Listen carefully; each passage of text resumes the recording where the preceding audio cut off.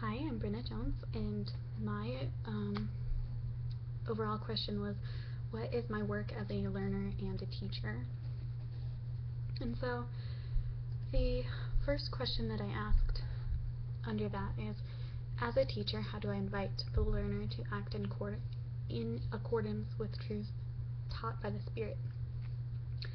And I came up with this question because in chapter 2, Elder Bednar says that teachers can only carry messages to the learner. The learner has to let it into their heart, and so I wanted to know how to best take the message to the learner.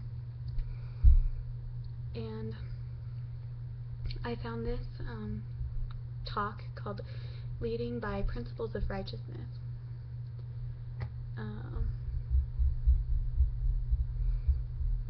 By Elder Larry Y. Wilson. And something he said in there that I really liked was, this scripture says that we must lead by principles of righteousness. Such principles apply to all leaders in the church, as well as to all fathers and mothers in their homes. We lose our right to the Lord's Spirit and to whatever authority we have from God when we exercise control over another person in an unrighteous manner. We may think that such methods are good for the one being controlled, but anytime we try to compel someone to righteousness who can and should be exercising his or her own moral agency, we are acting unrighteously. When setting firm limits for another person is in order, those limits should always be administered with loving patience and in a way that teaches eternal principles. So there's certain ways that we can teach and help our learners get the message that we want them, but we have to do it properly. We can't force or try to force them to do or learn in any way that they don't want to. He goes on and says, we simply cannot force others to do the right thing. The scriptures make it clear that this is not God's way. Compulsion builds resentment, it conveys mistrust, and it makes people feel incompetent.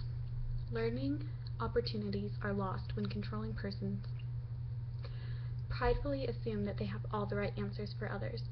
The scriptures say that it is the nature and disposition of almost all men to engage in this unrighteous dominion, so we should be aware that it is an easy trap to fall into. So, I thought this applied to us as teachers because where he says that learning opportunities are lost when controlling persons pridefully assume they have all the right answers for others.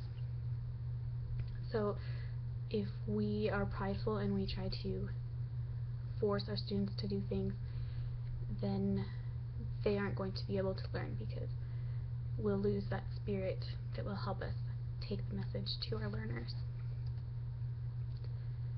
And then my next question was, what can and should I do to increase in intelligence?